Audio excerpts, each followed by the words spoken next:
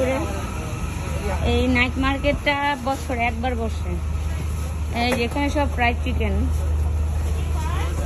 এই যে ওয়ার্ডের সব পাকোড়া, এই দিক থেকে হচ্ছে ড্রিঙ্কস নিচ্ছে। এই যে আমি আমার কাজে থেকে বাসায় ফিরতেছি। এই যে বাস স্টপে চলে আসছি, এখন আমার বাস আসবে। ভাবলাম যাওয়ার সময় একটু ভিডিও করি তোমাদের জন্য, কারণ হচ্ছে যে নাইট মার্কেটটা বছরে একবারই বসে ঠিক এই সময়টাতে।